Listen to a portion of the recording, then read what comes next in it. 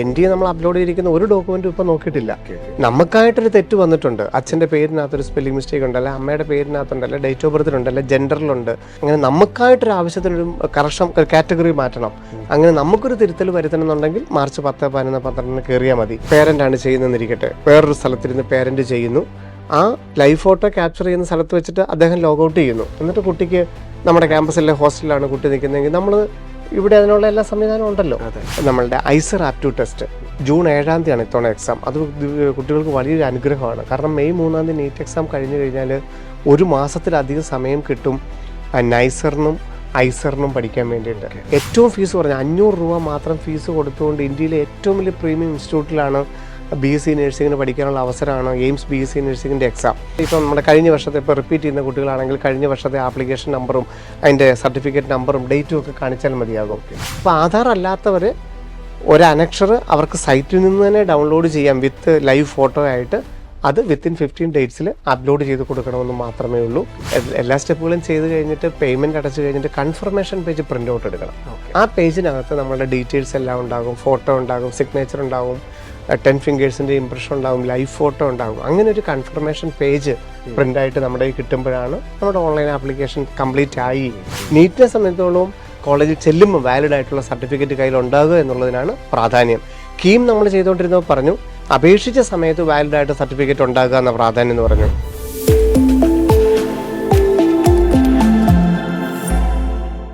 ശിവൻ സാറിനൊപ്പം എന്ന പ്രോഗ്രാമിന്റെ 174ാമത് എപ്പിസോഡിലേക്ക് നമ്മൾ പ്രവേശിക്കുകയാണ്. നമസ്കാരം. നമസ്തേ. ശിവൻ സാർ, നീറ്റുമായി ബന്ധപ്പെട്ട ഏറ്റവും പ്രധാനപ്പെട്ട ഒരു നോട്ടിഫിക്കേഷനാണ് ഇപ്പോൾ വന്നിരിക്കുന്നത്. അതെ, നമ്മൾ മുൻപൊക്കെ പറഞ്ഞതുപോലെ തന്നെ MBBSൻ്റെയൊക്കെ പ്രവേശനം ആഗ്രഹിച്ച് വർഷങ്ങളായിട്ട് ഇതിനു വേണ്ടിയിട്ടുള്ള പ്രയത്നത്തിലാണ് വിദ്യാർത്ഥികൾ, അവരുടെ രക്ഷിതാക്കൾ. അപ്പോൾ അതിൻ്റെ മെയ് 3 എക്സാം എന്നുള്ളതും ഓഫ്ലൈൻ രീതിയിൽ തന്നെയാണ്. ഏതാണ്ട് 20 ലക്ഷത്തിലേറെ വിദ്യാർത്ഥികൾ ഒരു ദിവസം ഒറ്റ ഒരു എക്സാം എഴുതുന്നു OMR രീതിയിൽ. അതിൻ്റെ എല്ലാം ഒരു കൃത്യമായിട്ടുള്ള ഒരു ഉറപ്പ് മെയ് 3 ഓഫ്ലൈൻ എക്സാം OMR രീതിയിൽ തന്നെയാണ്. 2025 എങ്ങനെ നടന്നോ അതേ രീതിയിൽ തന്നെ ആയിരിക്കും 2026 ഓൺലൈനായിട്ട് അപ്ലൈ ചെയ്യേണ്ടതിൻ്റെ ലിങ്കും ഓപ്പൺ ആയിട്ടുണ്ട്. March 8 last date. നമ്മുടെ JEEയുടെയും CUET ഒക്കെ ഓൺലൈൻ അപ്ലൈ ചെയ്ത വിദ്യാർത്ഥികൾക്ക് യാതൊരു പാടുമില്ലാതെ എളുപ്പത്തിൽ തന്നെ ചെയ്യാൻ പറ്റുന്ന ഒരു ലിങ്കാണ് ഇട്ടിരിക്കുന്നത്. സാർ, ഇപ്പോൾ പരീക്ഷയിൽ യാതൊരു മാറ്റവുമില്ല, അല്ലെങ്കിൽ സിലബസിൽ യാതൊരു മാറ്റമില്ല? സിലബസിലില്ല. 180 ചോദ്യങ്ങൾ, 180 മിനിറ്റ്, സെക്ഷൻ B ഒന്നുമില്ല. 2 മുതൽ 5 വരെ എല്ലാം എക്സാക്ട്ലി 2025 പോലെ തന്നെ. അപ്പോൾ ഇനിയുള്ളൊരു ചോദ്യം, ഈ അപേക്ഷ എന്ന് പറയുന്നത് വളരെ ഇമ്പോർട്ടൻ്റ് ആയിട്ടുള്ളൊരു കാര്യമാണ്. തീർച്ചയായും. അപ്പോൾ ഈ ഒരു അപേക്ഷയിൽ, ഓൺലൈനായിട്ടുള്ള അപേക്ഷയിൽ എന്തെങ്കിലും മാറ്റങ്ങളുണ്ടോ? ഉണ്ടെങ്കിൽ ഓൺലൈനായിട്ടുള്ള അപേക്ഷയിൽ ലൈവ് ഫോട്ടോ ക്യാപ്ചറിങ് കൂടുതലായിട്ട് വന്നിട്ടുണ്ടെന്നുള്ളത് മാത്രമേ ഉള്ളൂ. ഓക്കെ. കാരണം ആ ലൈവ് ഫോട്ടോ തന്നെയാണ് അഡ്മിറ്റ് കാർഡിൽ ഉപയോഗിക്കുന്നത്.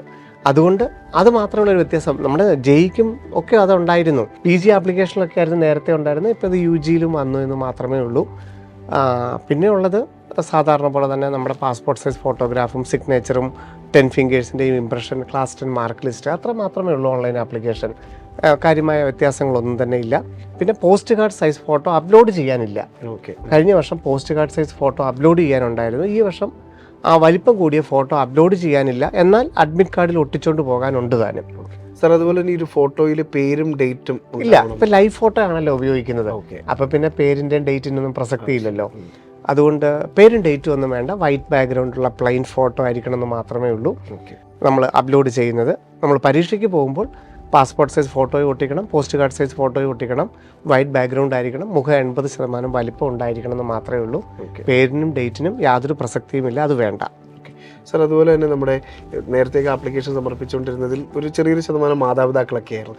ഇപ്പോൾ കുട്ടികളും ആപ്ലിക്കേഷൻ സമർപ്പിക്കേണ്ട ഒരു ആവശ്യകത എത്രത്തോളമാണ്? ഇല്ല, കഴിഞ്ഞ തവണത്തെ പോലെ തന്നെ നമുക്ക് ചെയ്യാം. കുട്ടി അടുത്ത് വേണമെന്ന് നിർബന്ധമൊന്നുമില്ല. കാരണം ഇപ്പം പേരൻ്റാണ് ചെയ്യുന്നതെന്നിരിക്കട്ടെ, വേറൊരു സ്ഥലത്തിരുന്ന് പേരൻ്റ് ചെയ്യുന്നു. ആ ലൈവ് ഫോട്ടോ ക്യാപ്ചർ ചെയ്യുന്ന സ്ഥലത്ത് വെച്ചിട്ട് അദ്ദേഹം ലോഗൗട്ട് ചെയ്യുന്നു. എന്നിട്ട് കുട്ടിക്ക് നമ്മുടെ ക്യാമ്പസിലെ ഹോസ്റ്റലിലാണ് കുട്ടി നിൽക്കുന്നതെങ്കിൽ നമ്മൾ ഇവിടെ അതിനുള്ള എല്ലാ സംവിധാനവും ഉണ്ടല്ലോ. അപ്പം നമ്മുടെ ലാബിലിരുന്നായിരിക്കും ചിലപ്പോൾ കുട്ടി ഓൺലൈനായിട്ട് അപ്ലൈ ചെയ്യുന്നത്. അപ്പം ആ ആപ്ലിക്കേഷൻ നമ്പറും പാസ്വേഡും ഉപയോഗിച്ച് കുട്ടി നീറ്റിൻ്റെ ആപ്ലിക്കേഷൻ ലോഗിൻ ചെയ്യുകയും ലൈവ് ഫോട്ടോ നമ്മുടെ വെബ്കാം ഉപയോഗിച്ച് ക്യാപ്ചർ ചെയ്യുകയും, അപ്പോൾ അതിന് നമ്മുടെ ടെക്നീഷ്യൻസ് എല്ലാം സപ്പോർട്ടിനുണ്ടല്ലോ. അത് ലൈവ് ഫോട്ടോ ക്യാപ്ചർ ചെയ്യുകയും അതിനുശേഷം അത് ലോഗൗട്ട് ചെയ്യുകയും ബാക്കിയുള്ളത് പേരൻസ് സമയം പോലെ ചെയ്യുകയും ചെയ്യുന്നു. അതല്ലാന്നുണ്ടെങ്കിൽ ഇവർക്ക് ഹോസ്റ്റലുകളിലാണെന്നുണ്ടെങ്കിൽ സ്കൂളിൻ്റെ ഹോസ്റ്റലാണെങ്കിലും നമ്മുടെ ബ്രില്ലിൻ്റെ ഹോസ്റ്റലുകളിലോ അല്ല എവിടെയാണെങ്കിലും കുട്ടി മറ്റൊരിടത്താണെങ്കിൽ ഫോൺ ഉപയോഗിച്ച് QR കോഡ് ഉപയോഗിച്ചും ലൈവ് ഫോട്ടോ ക്യാപ്ചർ ചെയ്യാനായിട്ട് എളുപ്പമാണ്. ഒരു 10 മിനിറ്റ്സിൻ്റെ ആ QR കോഡ് ഉണ്ട്, അതിനകത്ത് ആ QR കോഡ് കുട്ടിക്ക് ഫോണിൽ അയച്ചു കൊടുത്താൽ മതിയാവും. 10 മിനിറ്റ്സിനുള്ളിൽ തന്നെ ലൈവ് ഫോട്ടോ നമ്മുടെ ആപ്ലിക്കേഷനിലോട്ട് നേരിട്ട് ക്യാപ്ചർ ചെയ്യാൻ സാധിക്കും. അതുകൊണ്ട് അത് കുട്ടി അടുത്ത് വേണം എന്ന് നിർബന്ധമൊന്നുമില്ല. പിന്നെ കുട്ടി അടുത്തുണ്ടെങ്കിൽ ഓരോ ഡേറ്റ കറക്റ്റ് ആണോ എന്നുള്ളത് ചെക്ക് ചെയ്യാൻ നമുക്ക് കുറച്ച് ആത്മവിശ്വാസം ഉണ്ടാകുമെന്ന് മാത്രം. സാർ, ഇപ്പോൾ ഈ നോട്ടിഫിക്കേഷൻ വന്നൊരു സമയത്ത് എല്ലാവരും ചോദിക്കുന്ന പ്രധാനമായ ഡോക്യുമെന്റ്സ് എന്തൊക്കെ ഞങ്ങൾ സബ്മിറ്റ് ചെയ്യണം? ക്ലാസ് 10 മാർക്ക് ലിസ്റ്റ് മാത്രമേ ഉള്ളൂ. പിന്നെ കൂടുതൽ അഡ്രസ് പ്രൂഫ് ചോദിച്ചിട്ടുണ്ട്. നമ്മൾ പ്രസൻറ്റ് അഡ്രസ്സും പെർമനൻ്റ് അഡ്രസ്സും നമ്മൾ വെക്കുന്നതിൻ്റെ ഒരു പ്രൂഫ് നമ്മൾ ഇതിൻ്റെ കൂട്ടത്തിൽ ഒരു സിംഗിൾ PDF ആയിട്ട് അപ്ലോഡ് ചെയ്യണം. പിന്നെ റിസർവേഷൻ ഉണ്ടെങ്കിൽ അതിന് ഓൾറെഡി സർട്ടിഫിക്കറ്റ് ഉണ്ടെങ്കിൽ അത് ഈ ആപ്ലിക്കബിൾ ആണ്, നിർബന്ധമുള്ളതല്ല. ഉണ്ടെങ്കിൽ കാറ്റഗറി സർട്ടിഫിക്കറ്റ് നമുക്ക് അപ്ലോഡ് ചെയ്യാം, അത്ര മാത്രമേ ഉള്ളൂ. പിന്നെ PWD വിഭാഗമോ ഒക്കെ ആണെങ്കിൽ ആ സർട്ടിഫിക്കറ്റും കൂടെ നമുക്ക് അപ്ലോഡ് ചെയ്യണമെന്ന് മാത്രമേ ഉള്ളൂ. അതൊക്കെ കഴിഞ്ഞ വർഷത്തെ പോലെ തന്നെയാണ് ക്രമീകരിച്ചിരിക്കുന്നത്. പോസ്റ്റ് കാർഡ് സൈസ് അപ്ലോഡ് ചെയ്യാനില്ല എന്ന് മാത്രം. കഴിഞ്ഞ തവണ ഫയൽ നെയിം പോലും അവർ പറയുന്ന രീതിയിൽ ഫയൽ നെയിം തന്നെ കറക്റ്റ് ആക്കണം എന്നുണ്ടായിരുന്നു. ഇത്തവണ അതുപോലും ഇല്ല. ഫോട്ടോയുടെയും സിഗ്നേച്ചറിൻ്റെയും ഒക്കെ ഫയൽ നെയിം നമ്മൾ തന്നെ രീതിയിൽ തയ്യാറാക്കിയിട്ട് നമുക്ക് അപ്ലോഡ് ചെയ്ത് ഫീസ് അടച്ച് കൺഫർമേഷൻ പേജ് പ്രിൻ്റ് ഔട്ട് എടുക്കാനായിട്ട് സാധിക്കും. സാർ, ഇപ്പോൾ എക്സാം സെൻറ്റർ അതും വളരെ ഇമ്പോർട്ടൻ്റ് ആയിട്ടുള്ളൊരു കാര്യം. അതെ, നമ്മൾ അതുകൊണ്ടാണ് ഈ പ്രസൻറ്റ് അഡ്രസ്സും പെർമനൻ്റ് അഡ്രസ്സും നമ്മൾ കൊടുക്കുന്നതനുസരിച്ച് ആ സ്റ്റേറ്റിലേ നമുക്ക് പരീക്ഷ എഴുതാനായിട്ട് അനുവദിക്കുകയുള്ളൂ. അപ്പോൾ ഈ ഒരു എക്സാം സെൻറ്റർ നമ്മൾ ഫൈനലൈസ് ചെയ്യുമ്പോൾ കുട്ടികളും മാതാപിതാക്കളും പ്രധാനമായിട്ട് ശ്രദ്ധിക്കേണ്ടത് മെയ് 3-ാം തീയതി ഓഫ്ലൈനായിട്ട് നടക്കുന്ന എക്സാം ഏറ്റവും കംഫർട്ടായിട്ട് എഴുതാനായിട്ട് കുട്ടിക്ക് എവിടെയാണോ താല്പര്യം അവിടെ എക്സാം സെൻറ്റർ കൊടുക്കുക എന്നുള്ളത് മാത്രമേ ഉള്ളൂ. എവിടെയാണെങ്കിലും ഏറ്റവും കംഫർട്ടായിട്ട് എക്സാം എഴുതണമെന്ന് മാത്രമേ ഉള്ളൂ. അതിപ്പോൾ എല്ലാം ഒറ്റ ക്വസ്റ്റ്യൻ പേപ്പറാണ്. വിദേശത്താണെന്നുണ്ടെങ്കിലും നാട്ടിലാണെന്നുണ്ടെങ്കിലും ഒരേ ക്വസ്റ്റ്യൻ പേപ്പർ തന്നെയാണ്. അതിന് യാതൊരു പ്രസക്തിയുമില്ല. എവിടെയാണോ നമ്മുടെ നാടെന്ന് തോന്നുന്നു അത് അവിടെ എഴുതുക എന്ന് മാത്രമേ ഉള്ളൂ. പിന്നെ പേരൻസ് കൂടെ ഉള്ളതാണല്ലോ നമുക്ക് എല്ലാവർക്കും. കുട്ടികൾക്ക് ഈ ഒരു പ്രായത്തിൽ കുട്ടികൾക്ക് ഏറ്റവും സന്തോഷം എന്ന് പറയുന്നത് പേരൻസിൻ്റെ കൂടെ തന്നെ പോയി എക്സാം എഴുതുക എന്നുള്ളത് തന്നെയാണ്. അവനവന് പരിചിതമായ നാട്ടിൽ തന്നെ എഴുതുക എന്നുള്ളത് തന്നെയാണ് നല്ലത്. പക്ഷെ ശ്രദ്ധിക്കേണ്ട കാര്യം, നമ്മൾ എഴുതാൻ ഉദ്ദേശിക്കുന്ന സംസ്ഥാനത്ത് സ്റ്റേറ്റിൻ്റെ ഒരു അഡ്രസ്സ് നമ്മുടെ ഓൺലൈനിൽ ഉണ്ടായിരിക്കണം. പെർമനൻ്റ് അഡ്രസ്സും പ്രസൻറ്റ് അഡ്രസ്സും ഡിഫറൻ്റ് ആണ്. പ്രസൻറ്റ് അഡ്രസ്സും പെർമനൻ്റ് അഡ്രസ്സിൽ ഏതെങ്കിലും ഒരു അഡ്രസ്സിൽ ആ സ്റ്റേറ്റ് ഉണ്ടായിരിക്കണം എന്ന് മാത്രമേ ഉള്ളൂ. ആ സ്റ്റേറ്റിലെ ഏതെങ്കിലും ഒരു അഡ്രസ്സ് ഉള്ളൊരു പ്രൂഫും നമുക്ക് അപ്ലോഡ് ചെയ്യാനായിട്ട് ഉണ്ടാവണം. കേരളത്തിൽ പരീക്ഷ എഴുതണമെങ്കിൽ കേരളത്തിലൊരു അഡ്രസ്സ് ഉണ്ടായിരിക്കണം. ഡൽഹിയിൽ പരീക്ഷ എഴുതണമെങ്കിൽ ഡൽഹിയിലൊരു അഡ്രസ്സ് ഉണ്ടായിരിക്കണം. ദുബായിലാണെങ്കിൽ ദുബായിലൊരു അഡ്രസ്സ് ഉണ്ടായിരിക്കണമെന്ന് മാത്രം. സാർ, ഒരു കുട്ടിയുടെ പെർസ്പെക്റ്റീവിൽ ചോദിക്കുകയാണ്. ഇപ്പോൾ തിരുവനന്തപുരമാണ് അദ്ദേഹത്തിൻ്റെ സ്വദേശം. നീറ്റ് പ്രിപ്പയർ ചെയ്യാൻ വേണ്ടി നമ്മുടെ കോഴിക്കോടുള്ള സെൻറ്ററിൽ പഠിക്കുന്ന ഒരു വിദ്യാർത്ഥിയാണ്. കോഴിക്കോട് തന്നെ എക്സാം എഴുതിയാൽ മതി. അപ്പോൾ ആ കുട്ടി എങ്ങനെയായിരിക്കണം ഈ ഒരു അഡ്രസ്സിനെ കാണിക്കില്ല? കേരളത്തിൽ തന്നെ പരീക്ഷ എഴുതണമെങ്കിൽ ഒരു അഡ്രസ്സ് കാണിച്ചാൽ മതി. ഓക്കെ. തിരുവനന്തപുരത്ത് തന്നെ അഡ്രസ്സ് പെർമനന്റിലും പ്രസന്റിലും കാണിച്ചിട്ട് എക്സാം സെൻറ്റർ ഒന്നാമത് കോഴിക്കോട് വെക്കാം. ഓക്കെ. കേരളത്തിൽ തന്നെ ഒരു അഡ്രസ്സ് ഉള്ള ഒരാളെ സംബന്ധിച്ചോളം അയാൾക്ക് എക്സാം കേരളത്തിലെ ഏത് ജില്ലയിലും എഴുതാം. അതിനു വേണ്ടിയിട്ട് 2 അഡ്രസ്സോ 2 അഡ്രസ്സിൻ്റെ പ്രൂഫോ ഒന്നും ആവശ്യമില്ല.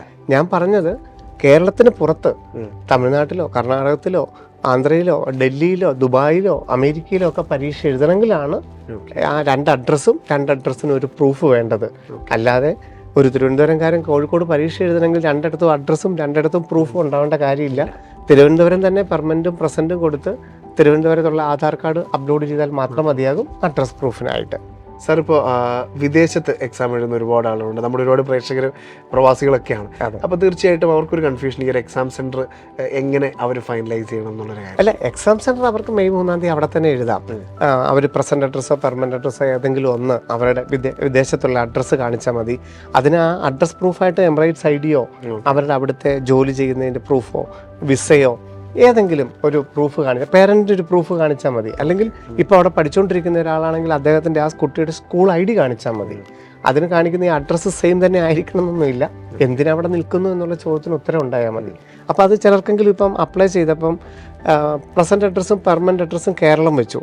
കാരണം മെയ് 3-ാം തീയതി കേരളത്തിൽ വന്നിട്ട് പരീക്ഷ എഴുതാൻ ഉദ്ദേശിക്കുന്നത്. അങ്ങനെ വരുമ്പോൾ അവരുടെ ഔട്ട്സൈഡ് ഇന്ത്യ, കാരണം അക്കാഡമിക്സ് ഔട്ട്സൈഡ് ഇന്ത്യ എന്നാണല്ലോ കിടക്കുന്നത്. അപ്പോൾ അതുകൊണ്ട് ഒരു അഡ്രസ്സ് പ്രസൻറ്റ് അഡ്രസ്സ് വിദേശത്ത് വെക്കുന്നത് നല്ലതാണ്.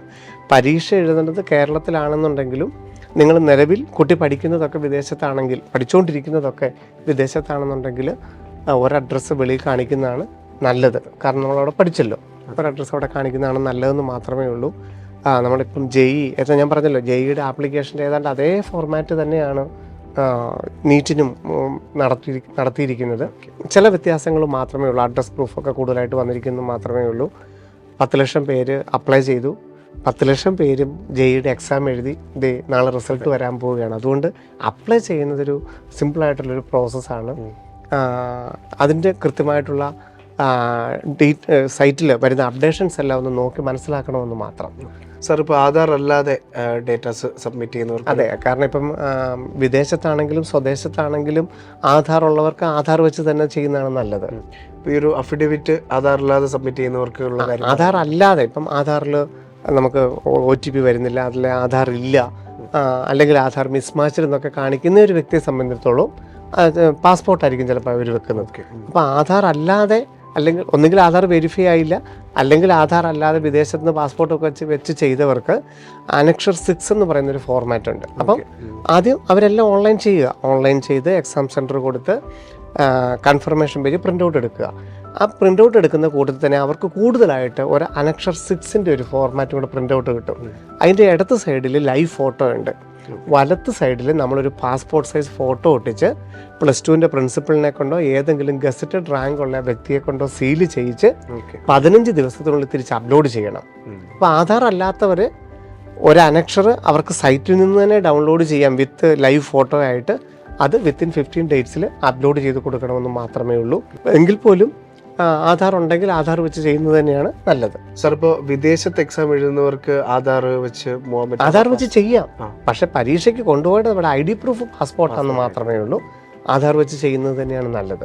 സാർ, ഇപ്പോൾ സാറ് ഈ ഒരു നമ്മുടെ പ്രോഗ്രാം തുടങ്ങിയപ്പോൾ പറഞ്ഞ ലൈവ് ഫോട്ടോയാണ് കുട്ടികൾക്ക് ഇത്തവണ ആവശ്യമായി വരുന്നത്? അതെ, ലൈവ് ഫോട്ടോയാണ് നമ്മൾ ഓൺലൈൻ അപ്ലൈ ചെയ്യുന്ന സമയത്ത് എടുക്കുന്നുണ്ട്. നമ്മുടെ അഡ്മിറ്റ് കാർഡിൽ വരുന്നതും ലൈവ് ഫോട്ടോ തന്നെയാണ്. അപ്പോൾ ഈ ഒരു ലൈവ് ഫോട്ടോ എടുക്കുന്ന സമയത്ത് ഫോട്ടോയിൽ മറ്റ് ബുദ്ധിമുട്ടുകളൊന്നും ഉണ്ടാവാതിരിക്കാൻ കുട്ടികൾ എന്തൊക്കെ ശ്രദ്ധിക്കും? ഇത് ലൈവ് ഫോട്ടോ അവർ അക്സെപ്റ്റബിൾ ആണെങ്കിൽ മാത്രം, അത് ആധാറിൻ്റെ ഡേറ്റ ആയിട്ട് വെരിഫൈ ആണെങ്കിൽ മാത്രമേ അപ്ലോഡ് ആവുകയുള്ളൂ. ഓക്കെ. അപ്പോൾ അത് മുഖം നമുക്ക് 80% വലിപ്പമുള്ള, കണ്ണുകളൊക്കെ നിവർത്തി പിടിച്ച് നല്ല കാണാൻ പറ്റുന്ന രീതിയിൽ നമ്മൾ ഫോട്ടോ എടുക്കുക. അപ്പോൾ അതിനകത്ത് ചെവി കാണണം, അങ്ങനെയുള്ളതൊന്നും അല്ല. അപ്പുറത്ത് ആളെ കണ്ടു കഴിഞ്ഞാൽ തിരിച്ചറിയാവുന്ന രീതിയിൽ നല്ല വൃത്തിയായിട്ട് ഫോട്ടോ എടുക്കുക. അപ്പോൾ കണ്ണാടി വെച്ചിട്ടാണ് ഒരാൾ എടുക്കുന്നതെങ്കിൽ കുഴപ്പമില്ല, കാരണം ഗ്ലെയർ വീഴാതെ നോക്കിയാൽ മതി. ഇനി കണ്ണാടി ഇല്ലാതെ ലൈവ് ഫോട്ടോ എടുത്താലും സ്പെക്ടക്കിൾസ് റെഗുലറായിട്ട് ഉപയോഗിക്കുന്ന ആളാണെന്നുണ്ടെങ്കിൽ അത് വെച്ച് തന്നെ പരീക്ഷ എഴുതാം. ഈ ഫോട്ടോയിലൊക്കെ കണ്ണാടി വേണം നിർബന്ധമൊന്നുമില്ല. അത് നമ്മൾ കഴിഞ്ഞ എപ്പിസോഡുകളിലൊക്കെ പറഞ്ഞതാണ്. തട്ടമിട്ടിട്ട് ഫോട്ടോ എടുക്കുക, തീർച്ചയായിട്ടും എടുക്കാം, അതൊന്നും യാതൊരു കുഴപ്പവുമില്ല. ആളെ ഐഡൻറ്റിഫൈ ചെയ്യുക എന്നുള്ളത് മാത്രമേ ഫോട്ടോയുടെ കാര്യത്തിലുള്ളൂ. അപ്പോൾ അതൊക്കെ ഞാൻ പറഞ്ഞല്ലോ, നമ്മൾ ജെയ്മെയിൻ 10 ലക്ഷം പേരും അപ്ലൈ ചെയ്ത് കഴിഞ്ഞു. ആ 10 ലക്ഷം പേരും പരീക്ഷ എഴുതി. അതിൽ ആധാർ ഇല്ലാത്തവരുണ്ടായിരുന്നു, ആധാർ ഉണ്ടവരുണ്ടായിരുന്നു, ഫോട്ടോ മിസ്മാച്ചിങ് ഉണ്ടായിരുന്നു. പരീക്ഷയ്ക്ക് അതൊന്നും യാതൊരു കുഴപ്പവുമില്ല.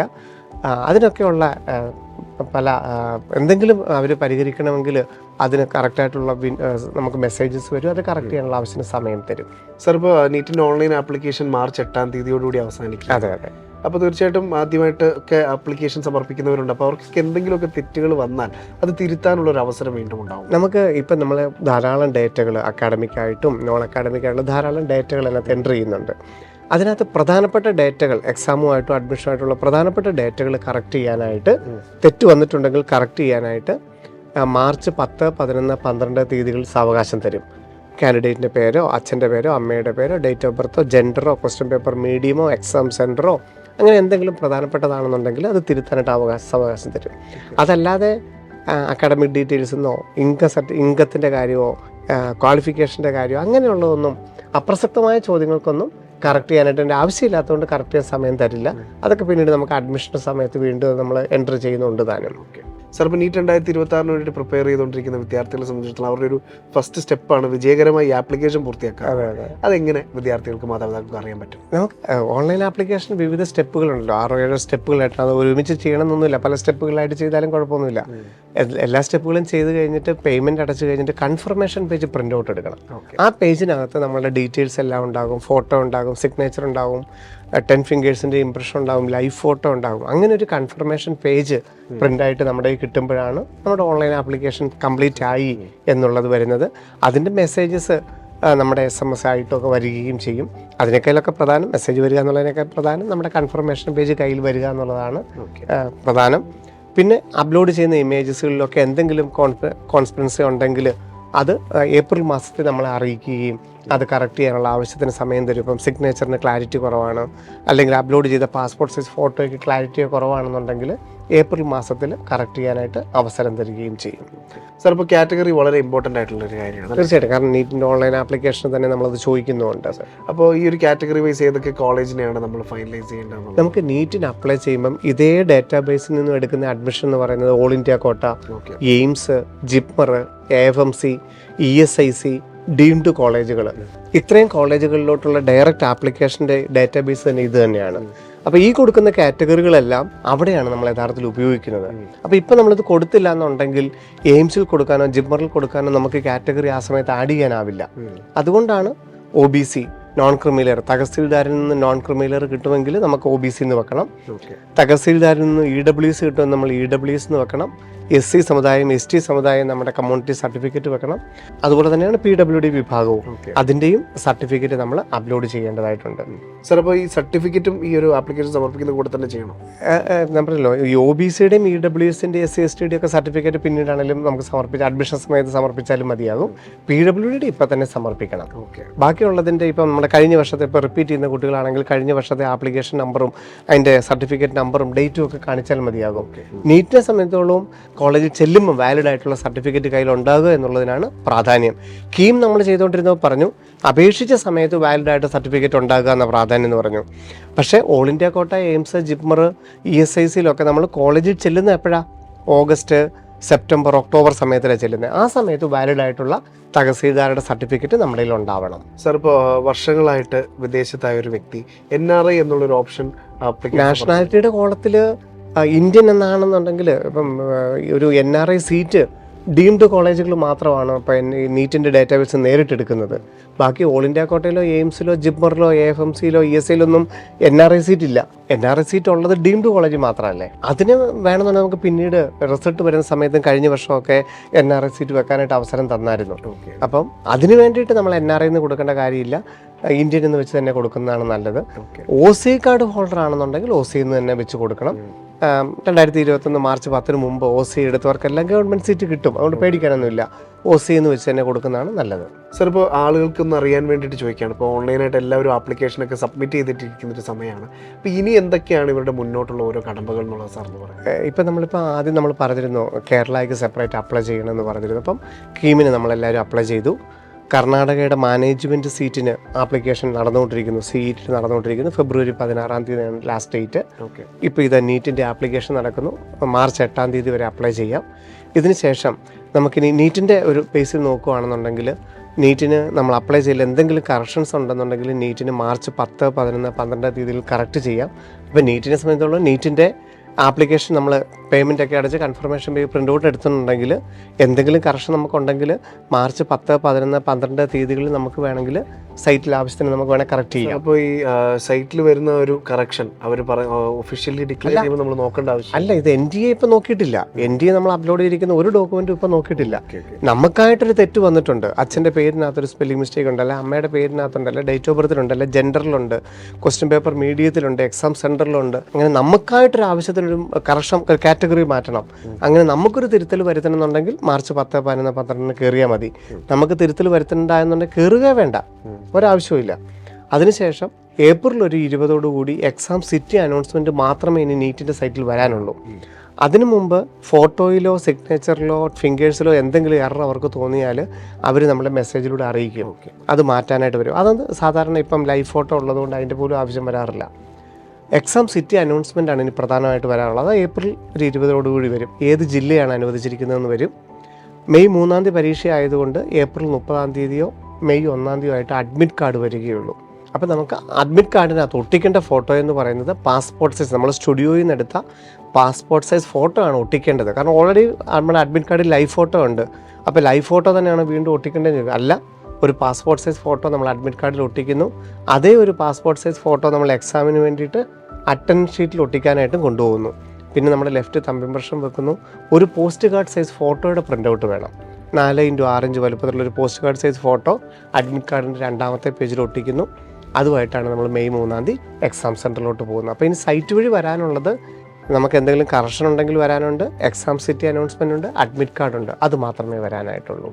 സാർ, ഇനി മറ്റ് മെഡിക്കൽ അലൈഡ് കോഴ്സുകളുടെ അല്ലെങ്കിൽ അതിൻ്റെ എൻട്രൻസ് എക്സാമിൻ്റെ ആപ്ലിക്കേഷൻസ് ഒക്കെ ഇനിയിപ്പോൾ CMC വെല്ലൂരിൻ്റെ ഒരു ആപ്ലിക്കേഷൻ വരാനായിട്ടുണ്ട്. നമുക്ക് അറിയാമല്ലോ CMC വെല്ലൂർ ക്രിസ്ത്യൻ സമുദായത്തിലെ വിവിധ കാറ്റഗറികൾക്കുള്ള മൈനോറിറ്റി സീറ്റുകൾക്കൊക്കെ വേണ്ടിയിട്ട് CMC വെല്ലൂരിൻ്റെ സൈറ്റിൽ ആപ്ലിക്കേഷൻ മാർച്ച് മാസത്തിൽ ക്ഷണിക്കും.